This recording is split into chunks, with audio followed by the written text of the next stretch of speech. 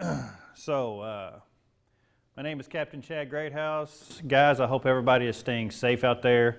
I know it's an odd time right now, and I know it's a hassle, dealing with some of these people, but just stay safe, do what's directed for you to do, and, in this strange time that we're living in right now with this virus and everything. So today we're going to cover a couple of chapters in your driver-operator handbook. We'll cover chapter 17 first on positioning aerial apparatus, and then hit chapter 18 dealing with stabilizing that same apparatus. So let's go ahead and get started. Talk about some procedures that we use to position the aerial apparatus.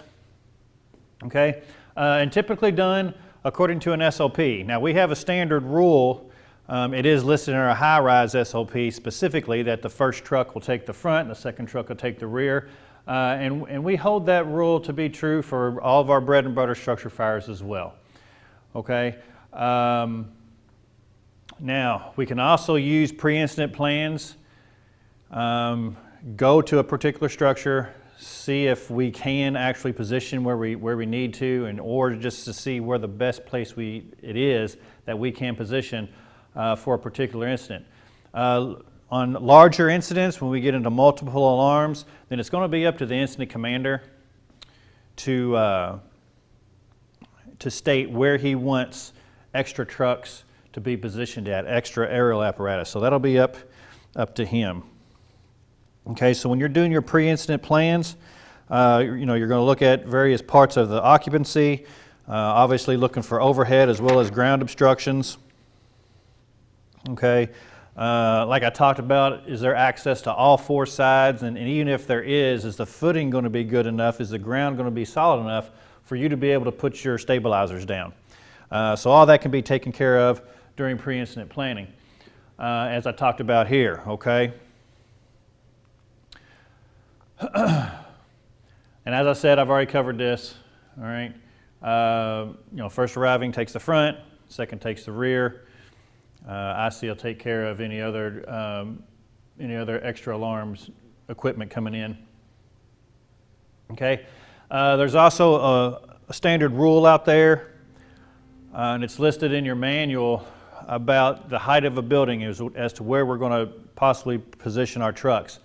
Now, if you look at the diagram here, it's based on 5 stories, a 5-story building.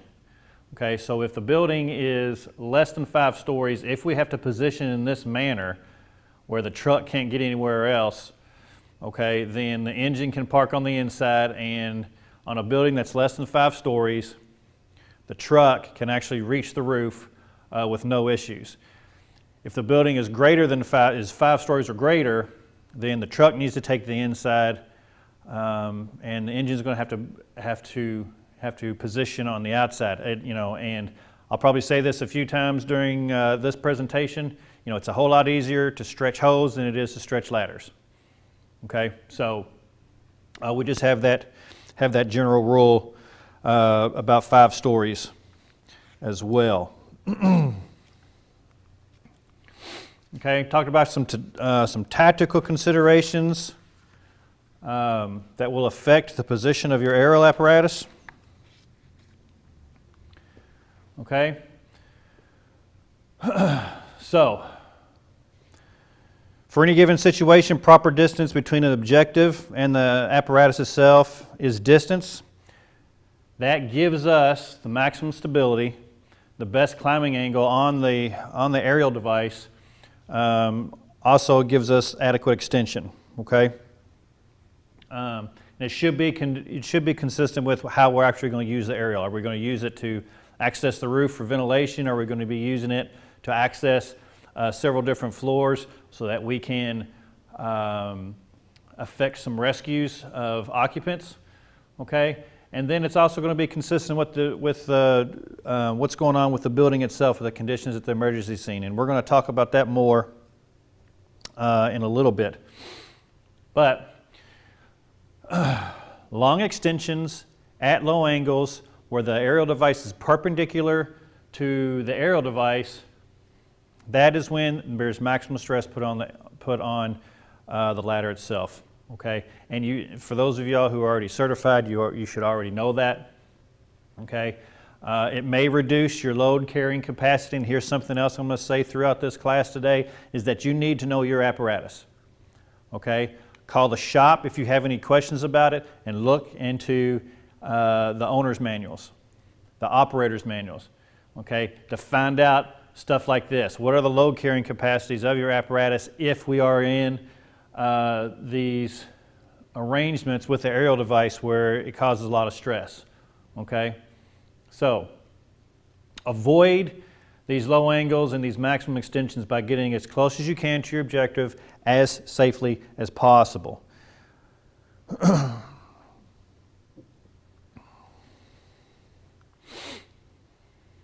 Okay, we'll go ahead and talk about collapse zones. All right, that's one thing that you need to consider. If it's not going to be safe, if you pull up and you already know this building and say it's already it's been poorly maintained, and any exposure to it from fire is just going to make the building worse, and it has a potential to collapse, then you may need to position further away. Or the building has just been affected by severe fire conditions. Either way, the building has been weakened, and we need to be aware of that and be cognizant of that. Okay, so collapse zones on a building is 1.5 times the height of the building. The safest place and to stay out of that collapse zone are the corners, of the building. Okay, so we may also be thinking as driver operators to be positioning our aerial apparatus on some of these buildings at the corners as soon as we pull up.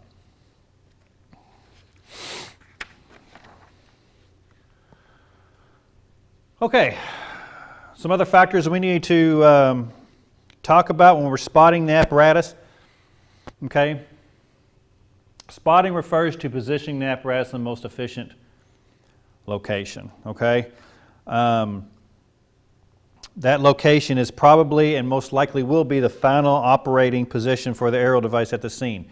Okay, when you get on scene, and especially if the incident starts to get out of hand and we start having multiple alarm companies show up, so we have a lot of apparatus on scene, we have a lot of people on the scene, you know, where you position at the beginning is probably where you're going to stay.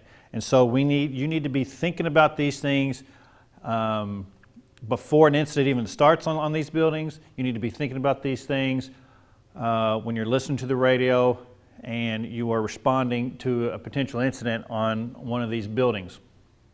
Because once you get there, once you get set up, you're probably not going to move. So some things that you need to consider when you're spotting the apparatus are things like surface conditions, okay, grade, as far as angles that the apparatus is going to be sitting on, what are the wind conditions like, overhead as well as ground obstructions, you know, what angle are you going to be using, where is and the location of the aerial device as you put it in operation, as well as some other special situations. And we're going to touch on all these here in more detail in these next few slides. So first thing we want to talk about, first consideration are surface conditions. Okay, only as a very, very last alternative should you be parking and preparing to put your outriggers out on a soft surface. Now I will tell you, I do remember I did make the Zane Street fire, which is 15 to 16 years ago. That was extenuating circumstances, and we had 2 or 3 aerials, I believe they were our Quints, all set up on the east side of that building, and they were in the grass. The outriggers were down, but they were operating off the front. The aerial device was operating off the front of the Quints. Okay, so they made it as stable as they could, considering the circumstances that we had at that situation. Okay, but you know, 99 times out of 100, you're not going to be positioning on soft ground like that, such as in a grassy field.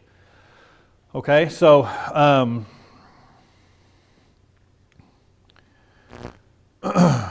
you need to be aware of, you know, you put it on these surfaces, any kind of surface, you need to be checking your stabilizers and making sure that the stabilizers aren't settling.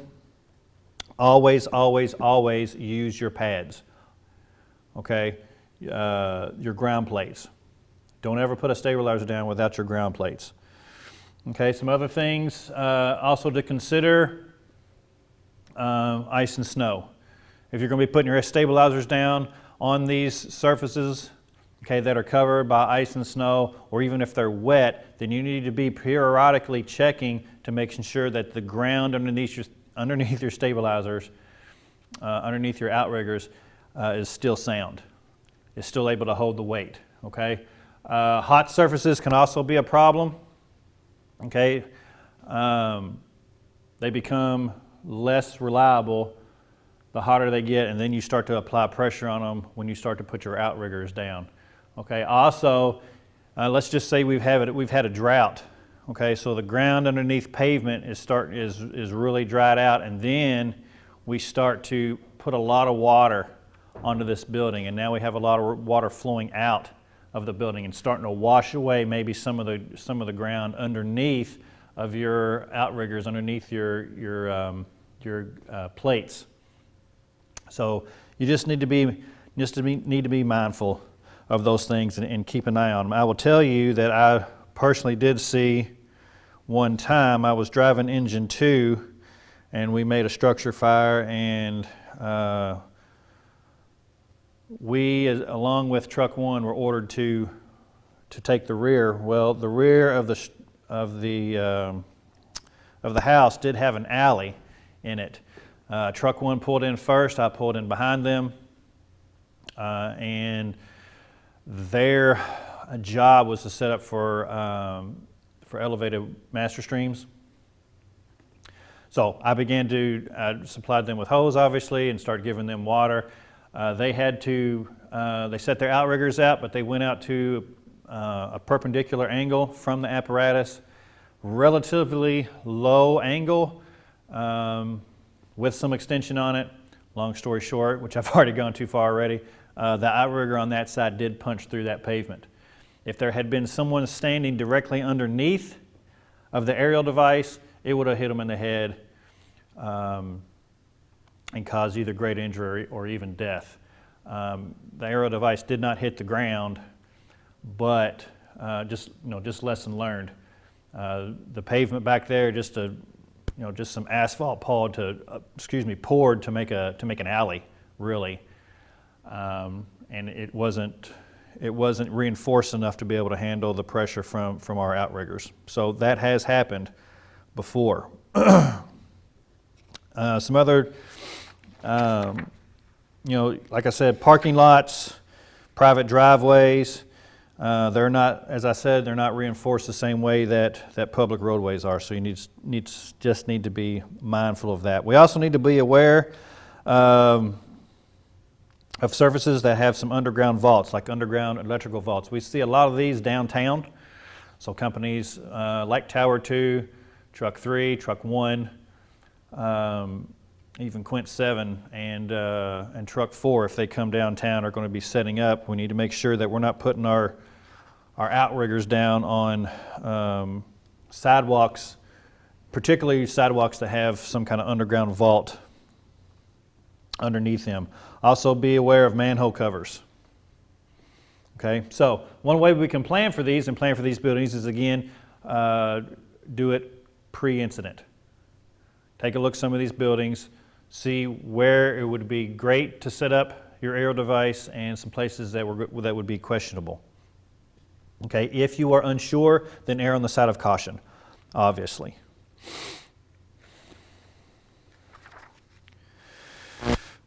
Okay. Positioning on a grade will have some impact on the aerial device. Okay. If you position with the front of the apparatus uphill, then the rear tires may come up off the ground. The truck has less resistance to sliding downhill. Okay. The rear compartments may be more difficult to reach. With the rear of the apparatus uphill, it's easier to reach the ground with the platform operating off the rear of the apparatus. and it's more likely that the front tires will be lifted out of the ground, causing the frame rails to sag. Okay, so we need to be aware of that. And we're going to talk about more about operating grades in the next chapter as well. So you just need to know your apparatus. You need to know what it can do, what grades you can operate it on. Okay, now we're not going to have a big problem in most of our district, most of our department, what we cover, except for areas out in the 4th and some areas in the 3rd. Okay, most of the time we will be operating on some pretty level ground. Okay, but apparatus with 2 rear jacks may need to face uphill, like truck 4 and truck 8. Okay, facing uphill, the angle of the turntable is decreased, thereby increasing capability and stability. Now, if they face downhill, then the capability of the apparatus may be decreased. Again, know your apparatus. Know what it is capable of doing prior to you getting on the scene and having to operate it in these kind of conditions. Okay. On a lateral grade, when we have a side-to-side grade, it's possible to level the truck by using a stabilizer to raise one side of the truck and then raising the other. Okay, and we're going to talk about it, as I said, we're going to talk about it in some more detail in the next chapter. Okay. Okay. Windy conditions, okay, can affect the overall stability. Okay. If you have your aerial device up and the wind is hitting at a perpendicular angle, then it's going to impose a load on the aerial device and may reduce the load carrying capacity. Okay, so you need to be mindful of that. Be mindful when you're driving into work. If you're assigned to drive one of these apparatus, when you're driving into work, you know, or before you even leave the house, take a look at the weather. What's the weather going to be like today? Okay, and one thing you need to be looking at is are we going to have high wind conditions? That's going to affect how you're going to set up your apparatus. Okay, so you may want to spot the aerial in a way that minimizes extension. Okay, and also if you can, maybe get the aerial in a position where the wind is blowing parallel to how you're setting up your aerial device. Now that may be easier said than done, but maybe something you want to think about. Also, as I've already said, the aerial device is more stable when you operate off the front or operate off the rear. Okay, so you may want to seriously consider that when we're dealing with high wind conditions for the day. Each manufacturer has a predetermined maximum wind speed recommendation for safe operations. So again, dig into those manuals. Find out what your aerial device can handle when it comes to high winds. Okay? Electrical hazards, other obstructions like this, other overhead obstructions can cause a serious threat to the aerial apparatus. Okay? So, try to spot your apparatus in an area where you're not going to have to negotiate these kind of things. Okay? That obviously is not always possible, okay? But again, you need to keep these things in mind when you are pulling up. Actually, when you're on the way to the scene, you know, what ground obstructions am I possibly dealing with? What overhead obstructions am I possibly dealing with, okay?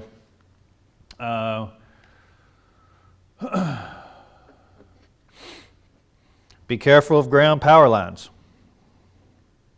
Okay, we have a procedure to take care of that. We call LG&E. Priority 1, we get them there, we have them shut the power down. Okay, but be careful when you're pulling up on some of these.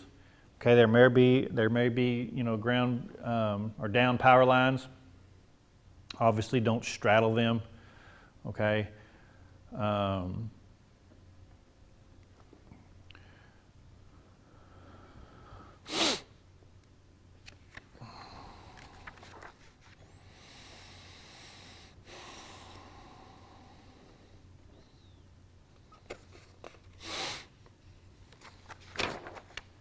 Let me check something here real fast.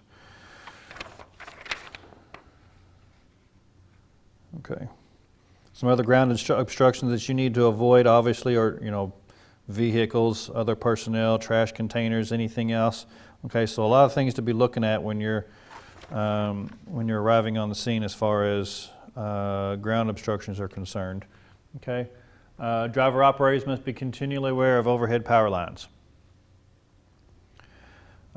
Any type of power line, not just your high voltage lines, but be aware also of cable and TV lines, telephone lines. Okay, these lines are typically harmless, but they could be there could be a down power line onto these, like onto a cable line, like somewhere downstream, and now that power line has been charged. Okay, so you need to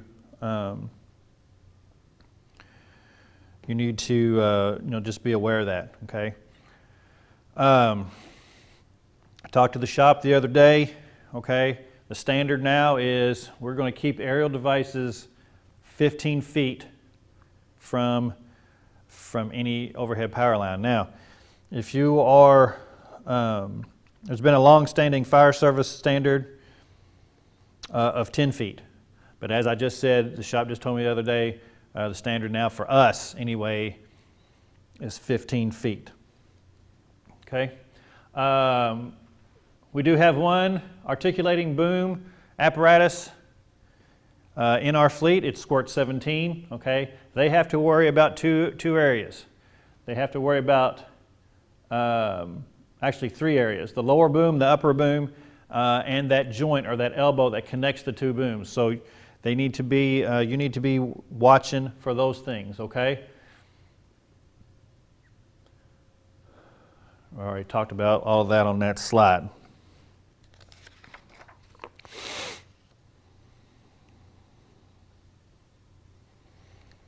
Okay.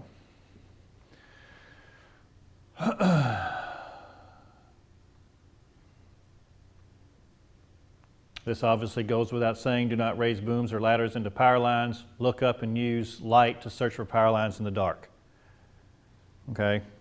Same thing we do when we're jacking ground ladders. Look up before you start raising them. If the fire apparatus does get charged with a power line, okay, it is the safest for you to remain on the apparatus until the power can be shut down. Now, if that is not feasible for you to do, okay, there is a way where you jump off and land on the ground, both feet hitting the ground at the same time. Okay, and then you keep your feet together and jump away from the apparatus. Okay, don't step one at a time. You will cause a current to pass through your body and seriously injure you or kill you. Okay, so if you have to get off the apparatus, okay, make sure both feet hit the ground at the same time, and as I said, you hop away, keeping both feet together, making sure both feet hit the ground at the same time as you're getting away from the apparatus. Okay. Many time principles of spotting are linked with stabilizing the apparatus. Okay. Stability is better, again, if we operate off the front or off of the rear. We start to swing out away from that center line there that you see, okay, the apparatus becomes less stable. Okay, the angle perpendicular to the apparatus, as we see here, is the least stable position. Okay, so you operate like this at a low angle towards the ground and long extension, then you really made the apparatus unstable. They can handle that, okay, but you're in a less stable position, so we try to avoid that if we can. Now let's say you roll up on an incident and you've got an entire parking lot where you're going to spot your apparatus in, okay? Then it may be advisable for you to either nose in, where you can operate the aerial off the front, or back in, and you can operate the aerial off the rear of the apparatus again, and you have maximum stability in that form or fashion, okay? Some tillered apparatus may be positioned to increase stability by jackknifing, okay? You may hear this term out there, okay, but all of our aerials, both Truck 1 and Truck 3, as well as AT-101, AT-103, and AT-107 are most stable when the tractor and the trailer are kept in line, okay? So you may hear this term out there, particularly for you newer people out there. We do not do this anymore, okay? We have gotten rid of all of our aerials that require this. So, but just so you are aware, if you ever hear that term jackknifing, which I'm sure you probably already have. Stresses are those factors that work against the aerial device's strength. The stress may be imposed in both static and or dynamic operations. Stress tends to be greater when the aerial device is in motion. Okay, so again, and as I said, I'd be repeating this, okay, make sure you know your apparatus. Take a look at the manufacturer's recommendations. There's probably a chart like this somewhere on your apparatus so that you know what the maximum loading information is, however you have to set it up, okay? So stress can come from several different conditions or a combination of these, okay? We've talked about excessive degree of angle, operating in non-parallel positions, whether you're uphill, you're downhill, or some kind of lateral grade. We operate our aerials in unsupported tip positions. We do not put our aerials on buildings to be supported. Okay? Obviously, as I said earlier, the length of the aerial device extension can cause, the longer the extension, the more stress you place on the aerial device itself. Okay, some other things, nozzle reaction, if you're operating as an elevated master stream. Okay? So you are streaming water in one direction, well there's a force opposite of that that is pushing on the aerial device, so keep that in mind. Obviously any weight or movement of personnel or equipment on the aerial device is a problem. Wind we've already talked about, okay? If you are jerking the controls and you just let go of that joystick, and then what's going to happen is that aerial device stops, but it's still going to do this number, where it's going to sway a little bit, okay? Start your movement slowly, stop your movement slowly, so you don't have that jerking action and causing stress on the aerial device, and obviously heat exposure from structure that's on fire. Now, if you have positioned and the fire gets advanced and it starts to get out of hand, and now you've got your aerial device up and it's receiving a lot of heat exposure and you can't move it, grab a line, grab a hose line and start wetting that thing down as best you can, okay?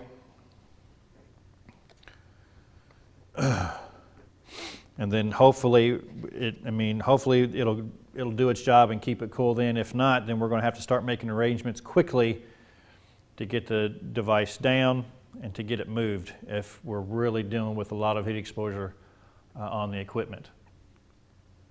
Okay, ice on a ladder can cause stress. Now, here's what we do about ice. We call the shop. The shop will come. We'll probably be using steam to remove the aerial device, okay, but we do not start extending and retracting the aerial device to get ice off of it, okay?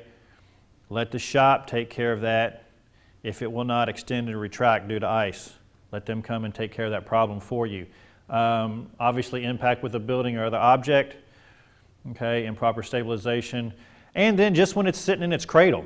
When the aerial device is sitting in its cradle just traveling down the road, okay, there is some bumping, it's sitting in there in that cradle, and it can cause stress. That's something that we really can't handle, but when you're just driving down the road, obviously try to avoid potholes, take it easy when you're going over speed bumps, things of this nature. Okay. You see how this squirt is set up on this grade? Okay, he's off in a perpendicular position or near perpendicular position off to the side. Okay, now he starts to get people climbing up on that aerial device, and you see the arrows there. It's going to cause some torsion, some twisting action on that aerial device. Another way to cause stress on that ladder. Okay, so try not to operate in this fashion if we can help it. And this is created again when we operate the aerial device off to the side of the apparatus when we're parked on a longitudinal grade. Okay, so how do we remedy this? Well, we can pull past, okay, on a grade and operate off the rear, or pull forward and then we operate off the front. Now, the aerial device is, and the rungs are parallel to the ground, and when we're moving people or moving equipment back and forth on the aerial itself, then we're not causing that torsion or that twisting action on the aerial device.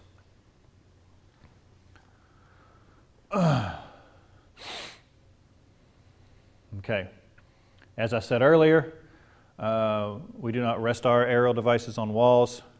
We keep them in an unsupported or a cantilever position. Okay?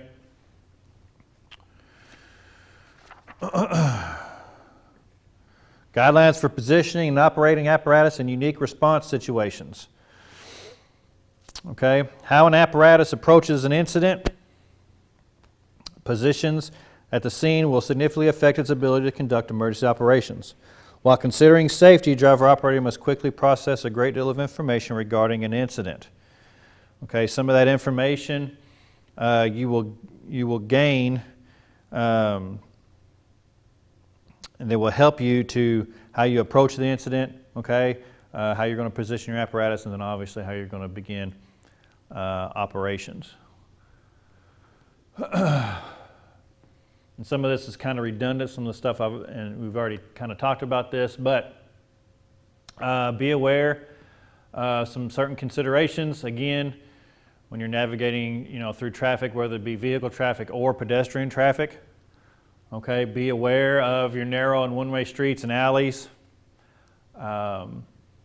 Always approach uphill and upwind if it's at all possible. And then, again, place the apparatus in position which minimizes angles as well as extensions, okay? Things we've already pretty much talked about. If you're going to be pulling into a dead-end access, you may want to think about backing down so that if you need to get out of that position quickly, all you have to do is pull out, okay? May want to think about that. We've talked about spotting your apparatus on debris or some unstable surfaces. Okay. If you're there just in a support role, say you're an extra truck and the incident commander just needs you for manpower, then park your apparatus in a way that doesn't block other apparatus from getting in. Park it at a distance. Okay, you may have to hike some equipment. More than likely you'll be using equipment off of other apparatus that are closer to the scene. Okay, but there may be some other vehicles that need to get in there, and you're just there for a support role and you have blocked access. So just be cognizant of that.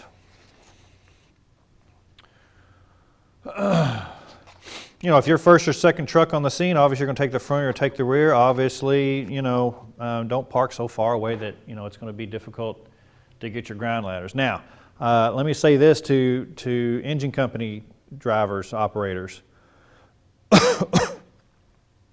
We need to, if we can, we need to get that 5-inch out of the way.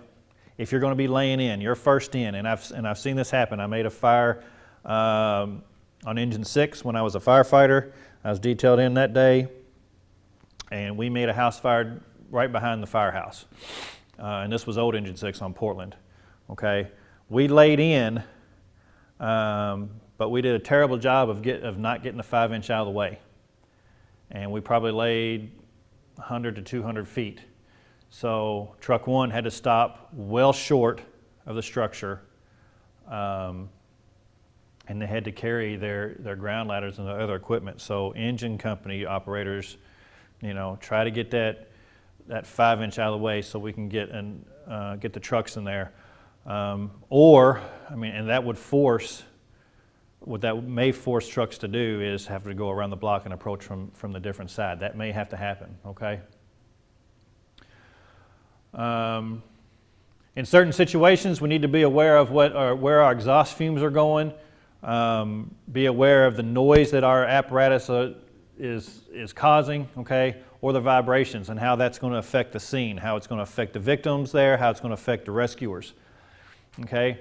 If you're just there to provide manpower, consider shutting your apparatus down, okay?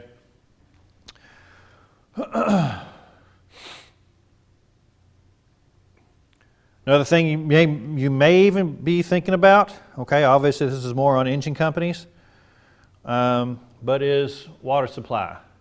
Okay, and you may be assisting in that. Say an engine company needs water and they're up on a highway. Say they've got an 18-wheeler that is completely engulfed in frames and they can't handle it with the 500 gallons they have on board. Then it may be your job to assist in getting them a supply line. And it may have to come from, it's going to have to come from a lower street, underneath an overpass or something like that. So you may be called in to assist with that kind of thing.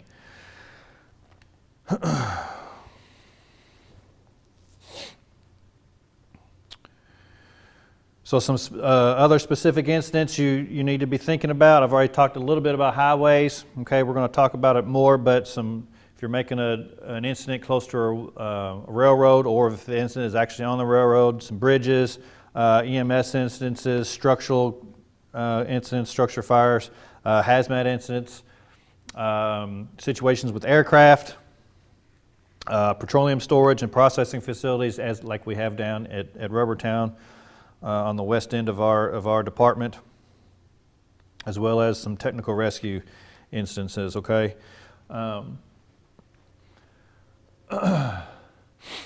Okay, so up on the interstates or on highways, obviously a very dangerous situation for us to be in. It goes without saying. I think a slide does mention it, but you need to be wearing your reflective vests, okay?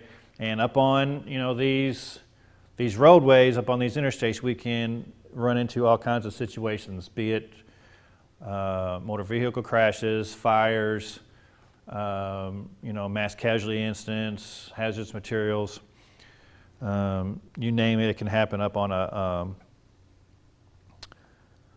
the interstate or up on a highway. So, some challenges that we may have, and you've probably already faced them already if you've been driving, or even if you're just a firefighter, but traffic will start you have an incident, you have a wreck or whatever, and traffic starts to back up. So it's going to be a problem for you to get your apparatus close to the scene in a relatively short period of time. You may have to negotiate traffic. It may take time for you to get through all of that. I don't know if just see here. I'm going to go ahead and say this now. If you have been directed by either a company that's already on the scene or by police or EMS to come up the wrong way of an off-ramp, it has happened before, okay?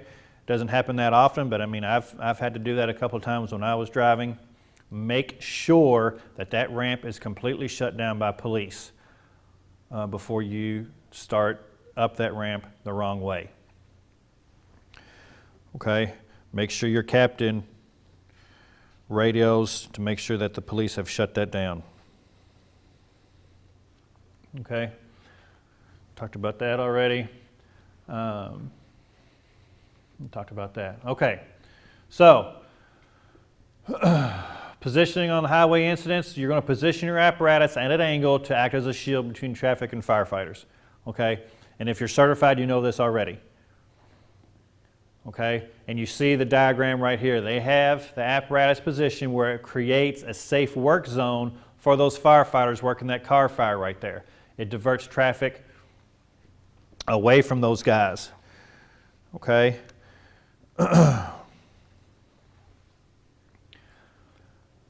If you're driving a truck, okay, what you may want to think about is, okay, where is all my rescue equipment? Where's my extrication equipment? Okay, I believe it is typically, I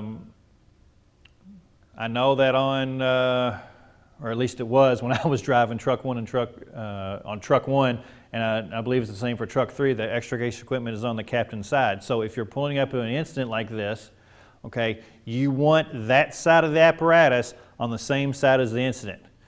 So you, as well as your team, do not have to be sneaking around the end of an apparatus to go get equipment. Okay, make sure that it's on the same side so that the guys are operating within that safe zone and not having to worry about, traffic whipping around the end of an apparatus. Turn your front wheels away from the firefighters working, just in case the apparatus is hit and it starts to roll, that it rolls away from the incident, away from the guys that are working. Okay, if you have to shut down the entire interstate, do it to create a safe space. There's nothing wrong with that. Okay, the curriculum tells us here, close at least one lane next to the incident lane. So obviously, wherever the incident is, that lane gets closed. If you're in the middle lane, then the lanes on the left and the right get closed down. Again, if you feel it necessary, and CAP feels it necessary, shut down the whole thing. Don't have a problem with that whatsoever, just to make sure the guys remain safe. We may use additional apparatus. We may use police to park 150, 200 feet behind as to be an extra shield. Okay. You're going to keep your lights on. Make sure your head beams are in low beam. Okay, make sure, I said that wrong. Make sure your headlights are on low beam just for traffic coming the other way and you're not blinding them, okay? To maintain scene safety, a driver operator should never shut down all warning lights while on the scene of a roadway incident. Okay, railroads. Plenty of considerations as far as safety is concerned when we're using or operating an aerial apparatus. Oh, I'm not on railroads yet, excuse me. That was the next one. Still on highways, I apologize. Okay, one more slide on highways. If you do have to operate the aerial, make sure you continue to check your stabilizers. Vibrations from traffic can cause the ground to become a little bit unstable, okay? So again, moral of the story, the point from this slide is just make sure you're keeping an eye on your stabilizers. Make sure the ground is still doing its job as far as supporting those outriggers and supporting the weight and pressure that the apparatus is causing. Okay, now we're moving on to railroads. Okay, always treat a railroad as an active line. Always, always, always. Okay, park far away enough so that the tracks, from the tracks, so that no part of the apparatus will be hit by a passing train. Okay, but when we are working on or near these areas, then we're going to be calling in to radio and making sure that the line is shut down. Okay. Never park an apparatus on the railroad tracks. Now, you may be in a position where you may have to operate the aerial device over railroad tracks because that's going to be your best position. Say if you're, particularly if you're setting up maybe for a elevated master stream. Okay, and you're coming in as a lake company. And let's say the number 4 side of a structure is railroad tracks. And you have plenty of room to set up on the opposite side, okay? But you just need to make sure, again, that that line is shut down, okay? Keep the aerial device at least 25 feet above the level of the rails as an added safety precaution.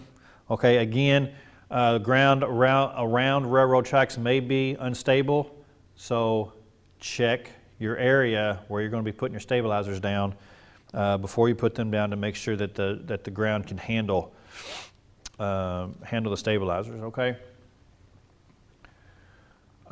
If you have to operate on a bridge, some things you need to keep in mind. Make sure that we can actually operate on that bridge in the first place. Our bridges around here, we can do that. okay? If the bridge is sloped, then if you're going to operate on a grade on a bridge, then obviously the same rules apply as to operating on a grade on anywhere else, okay?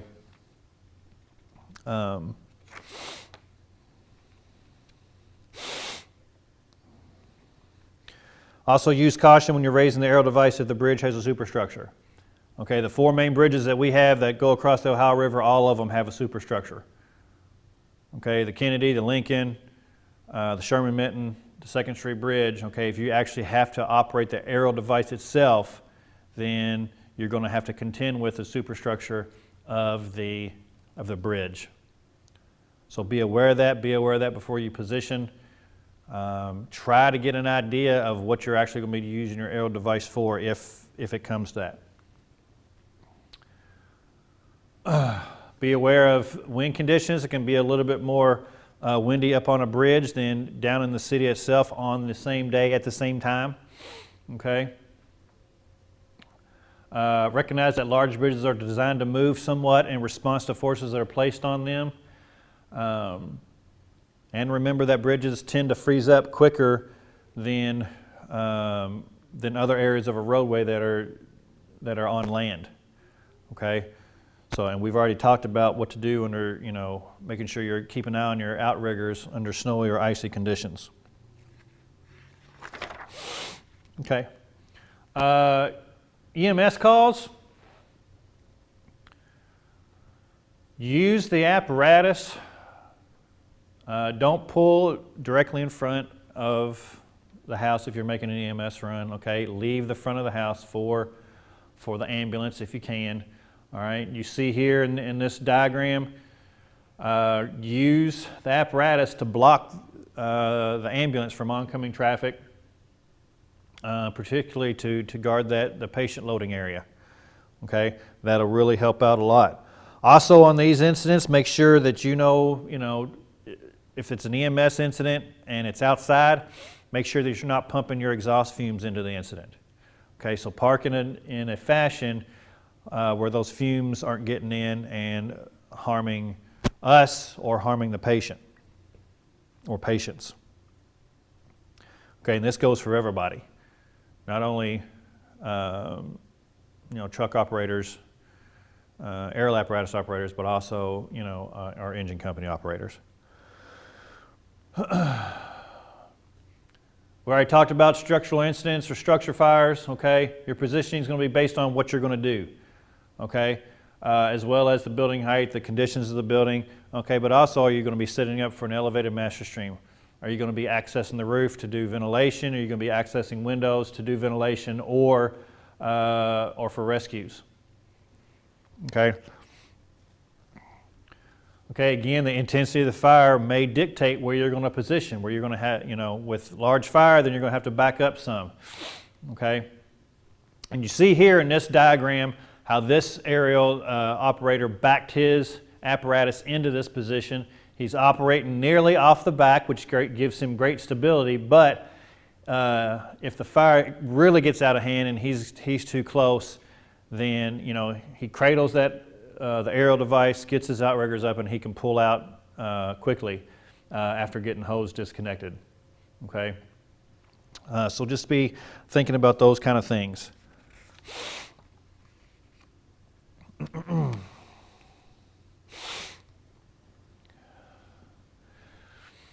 Be aware of falling debris, okay? I think this goes without saying, but anything can fall off that building, glass, the mortar itself,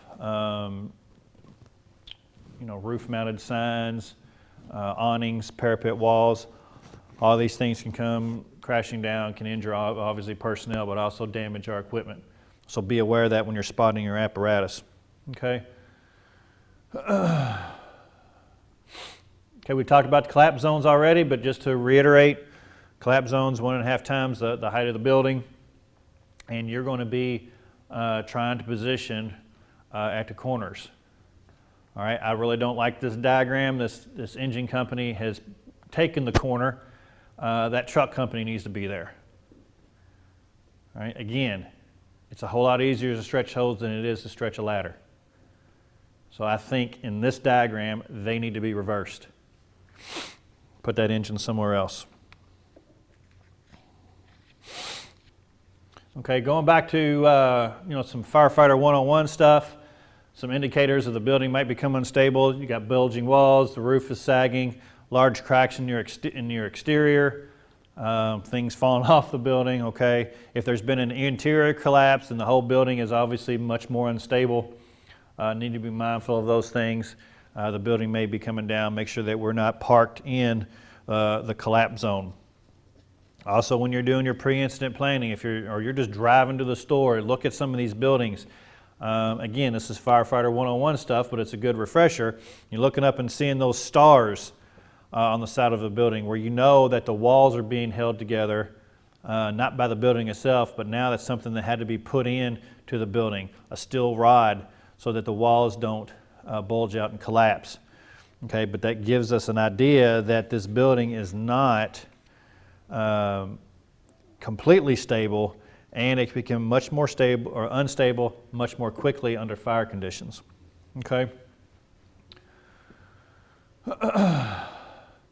Okay, you're responding to hazmat incidents.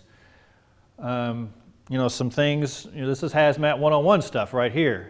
Make sure you get your wind speed and direction when you're on the way. Try to park upwind and uphill. Stop short.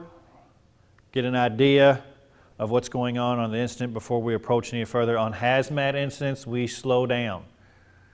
Okay, we don't have to rush in there. We can take our time and figure out what's going on before we approach any further.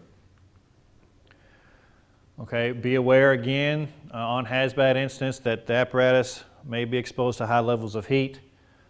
Don't park over any manholes or storm drains. Now in this case, with hazmat incidents, the reason we don't park over these is, say that the substance that is leaking gets in down into the sewer, and then it lights off, and then we have some kind of explosion underground. Well, now these manhole covers are going to be popping off potentially, and if you're parked over one, then it's going to damage the apparatus. So just be aware of that when you're rolling up on one of these. Where am I parking? What's underneath me where I've parked? Okay. Any kind of corrosive obviously is going to be damaging to the aero device itself. Okay.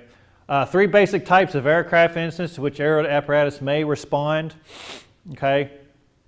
Extrication complicated by fire, or non-accident related aircraft fires.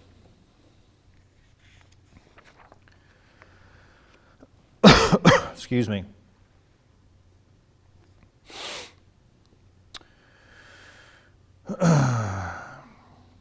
For those individuals who are going to be responding either to one or two of our airports, you need to be familiar, take a look at the SOPs again, and be familiar with how you to respond to these areas in the event of an emergency. All right, so obviously you need, when you're responding, when you're rolling up, be aware of wreckage, be aware of any pools of jet fuel, be aware of victims. It's not listed up here. It may be in a further slide, okay? But when you're responding, if we've had an airplane crash, whether it be on an airfield or not, bodies may be everywhere. So approach slowly, making sure you're not running over any persons, okay? Stage your apparatus upwind, okay? And as close to the touchdown, if the airplane hasn't landed yet, okay? As near to the touchdown area as we can, that is safe.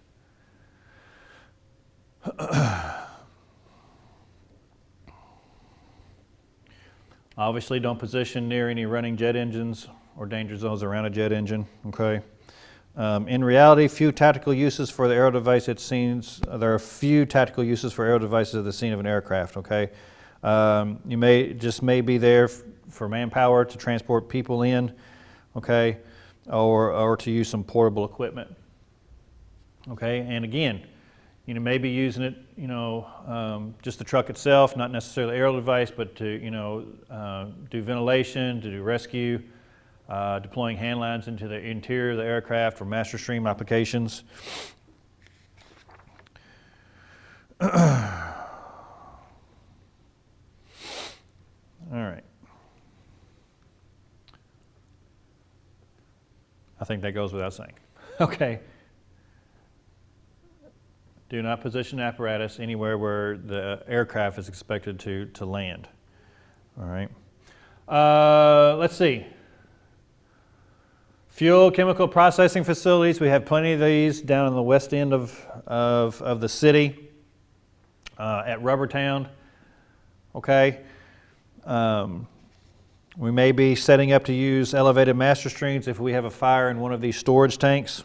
Okay. It can be used to attack the fire directly or as exposure protection.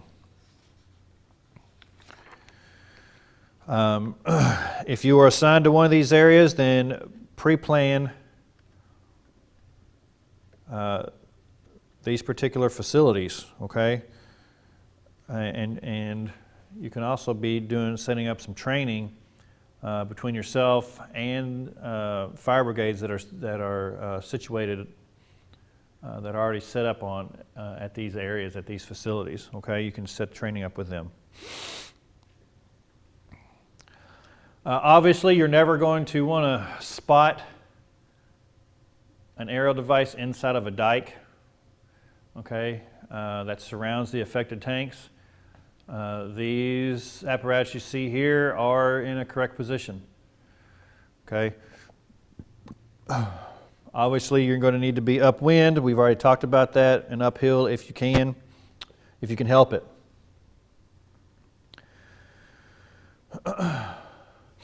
In these processing facilities, you're going to deal with narrow driveways, okay, a lot of dead-end access, and loads and loads and loads of overhead obstructions. There are pipes and conduits running all through these type of facilities, so we need to be aware of that. Are we able to get our aerial device in there at all because of height restrictions? If so, then obviously we need to spot our aerial device in a position where these overhead obstructions will not be a problem for us to get the device out of its cradle and into position to conduct whatever operation it needs to conduct. All right, technical rescue incidences, okay. Apparatus may or may not be used to help and aid in mitigation, okay. You may, again, just be showing up for manpower and to serve in a support role. I know on trench rescues, the aerial device may be used. If you're trying to lift an individual straight up out of a trench, I remember an incident a couple of decades ago. Actually, I was with another department when we did it, and we used an aerial device to set up a high point so that we can, once the victim was dug out from the trench, then we were able to lift him straight up, and we used the aerial device as a high point.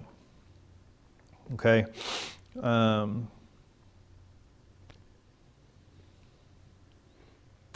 Okay, I think that's everything for that chapter. I'm going to take a short break, and then we will start with chapter 18, stabilizing the apparatus.